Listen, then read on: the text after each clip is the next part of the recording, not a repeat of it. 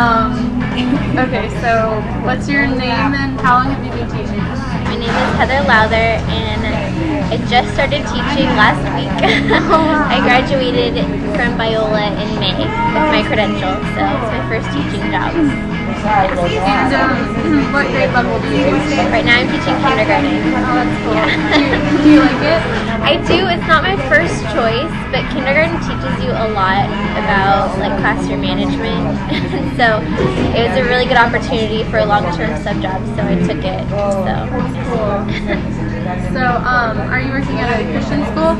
I am. I'm working at a Calvary Chapel. That's cool. So, do you like that? I really like it. I couldn't have asked for a better place, especially to start teaching. It's really encouraging and really supportive, and the expectations on the kids are really high for their academics and just for their behavior. And so it's really good, I think, for me to start out in that kind of environment. That's cool. So, what made you decide to want to be a teacher? I've, pretty much my whole life, everyone's been like, oh, you'd be such a good teacher, you'd be such a good teacher. I was always the kid that, stayed after to help tutor other people or, went to go help out in the kindergarten class. So I've always known I wanted to work with kids, and so teaching seemed to be the most natural degree to get. So I'm trying out the actual career for a while. So. That's cool. What have been some, difficulties you've had? Well, as a brand new teacher, there's a lot. I still have a lot to learn. I think what every teacher struggles with, especially in the beginning, is classroom management. Like, how do you make sure that you have a good plan for discipline for your kids and making sure that they're all on task at the same time. Sometimes it's a lot to juggle, but I think classroom management and timing, making sure I have enough time for everything in my day, those are my biggest challenges, I think.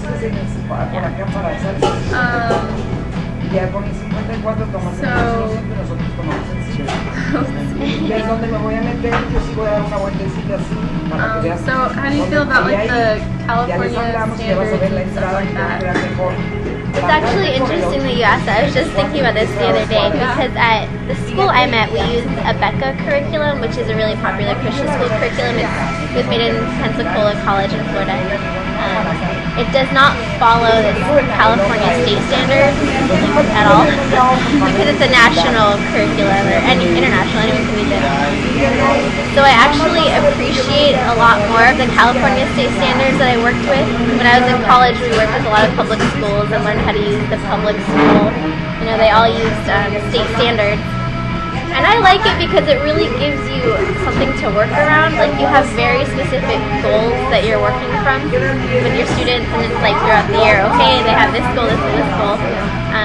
And every lesson you do has to be tied to some standard. Now with Abeka, they have basically miniature goals inside each day's lesson, and so it's a little more detailed and kind of harder to see the big picture in it. Yeah. Whereas I think the state standards, they really give a good big picture for a lot of the different schools in the area. They kind of standardize it, which is their purpose. Yeah. So do you find it easy to integrate your faith and teach them Christian values and stuff like that At the Christian school? Yeah. Yeah, it's something that you have to learn because, when I was a student at Biola, we worked in public schools, you couldn't really do it as much. But it's so nice to have the freedom to do it now. And we did take classes to help us with that. But you can find ways to work it in. It's a lot easier with things like social studies and English, where you're using, things that can more relate to people's lives. It's a little harder with math and, but things like science and social studies and English, you can really just always look for ways to connect to the kids' lives, and through that you can integrate, faith, because that's a part of their lives already. And science especially. I love science. Talk about the creator. It's great. Yeah, that's cool. Yeah. So do you have any advice for people in my class or me who want to become teachers? Yeah, I would say just observe and absorb as much as you can right now. Once you start teaching, you don't get to shadow teachers, you don't get to sit down and interview them as much. So right now, I know during your classes you'll get opportunities to go and you'll sit in classrooms and observe, and don't zone out, take notes and just try to remember and take note of little things like how are their bulletin boards set up, what are their point systems. Thank you. Are you recording? Yeah. What are their point systems like? Just anything that you like that teacher does, write it down, because you're going to come to a place later on when you're student teaching and you're like, how do I motivate these kids? Oh yeah, that teacher had this point system that really worked for her. So you're going to want to see, while you can, as many examples as you can, I would say. So, have you had trouble with like students who are like slower at learning, or like and having other ones that are like faster in your classroom and stuff? Yeah, you're always gonna have a range. Sometimes it's a really broad range. Like when I was student teaching kindergarten, I had kids who could barely recognize numbers 1 through 10. Then I had kids who, were adding and subtracting already. So I have had that in all different grades and all different, different subjects. But you just have to make sure that you're still challenging the smart kids while you're still giving enough scaffolding and support for the younger, or the ones that are more behind. So a lot of that is, your biggest challenge is usually having enough kind of busy work and things for the faster students to do when they're finished. But that's not just busy work, that is actually, helping them, because you don't want them just sitting there doing worksheets when they finish early.